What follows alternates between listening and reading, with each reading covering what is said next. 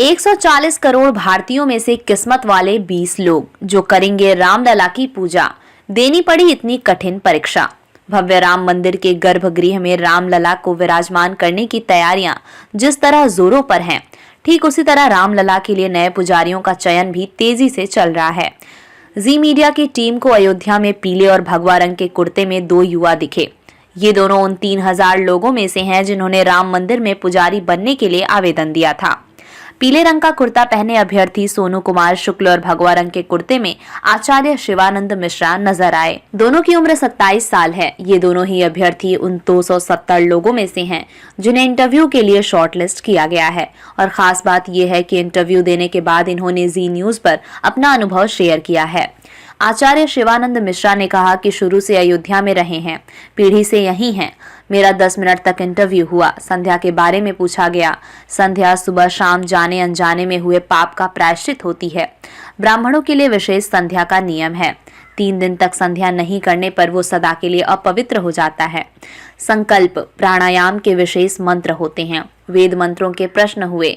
कालिदास के श्लोक भी पूछे गए। कोर्स से संबंधित सवाल भी पूछे गए। अभी कौन करता है रामलला की पूजा?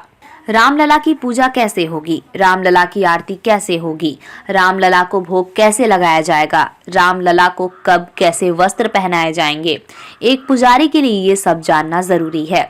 अब तक रामलला के मुख्य पुजारी आचार्य सत्येंद्र दास हैं। उनके साथ 4 और पुजारी हैं, लेकिन आने वाले समय में हो सकता है रामलला के पुजारियों की सूची में शिवानंद मिश्रा और सोनू कुमार शुक्ल जैसे कुछ नए चेहरे दिखें। संध्या क्या होती है? राम मंदिर के पुजारी पद के लिए इंटरव्यू देने वाले सोनू कुमार शुक्ल ने बताया कि एक उत्तरीय वस्त्र में इसी पोशाक में गए थे। सबसे पहले गए। इंटरव्यू लेने वाले जो थे उन्हें प्रणाम किया, सीट पर बैठे।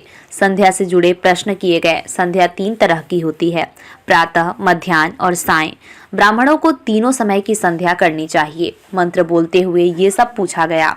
इंटरव्यू कब तक होंगे पूरे? सोनू शुक्ल और शिवानंद मिश्रा का अनुभव उन लोगों के लिए बहुत काम आएगा जिनका इंटरव्यू होना अभी बाकी है, क्योंकि 28 नवंबर को आखिरी इंटरव्यू है। अब तक इंटरव्यू के लिए चुने गए 270 लोगों में से 150 का इंटरव्यू हो चुका है और 120 उम्मीदवारों को परीक्षा देनी है।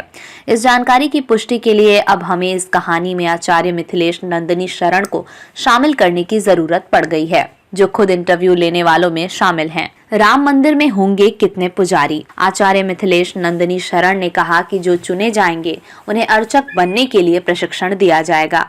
उन प्रशिक्षित प्रमाण पत्र पाए हुए लोगों में से फिर चयन होगा। जितनी आवश्यकता होगी मंदिर को उतने अर्चक का चयन होगा। जिनका चयन नहीं होगा वो अन्य जगह अर्चक हो सकते हैं। सभी हमारे बैच। अभी हमारे पास 270 लोगों को शॉर्टलिस्ट किया था। इनमें 150 का साक्षात्कार किया गया है। कुछ लोग नहीं आ पाए। 28 नवंबर उन्होंने आगे कहा कि 28 नवंबर तक इंटरव्यू का काम पूरा कर लिया जाएगा। उसके बाद 270 में से कुल 20 उम्मीदवारों का चयन होगा और चयन के बाद उन्हें 6 महीने का प्रशिक्षण दिया जाएगा, जिससे वो रामलला की पूजा करने और कराने के योग्य बन सकें।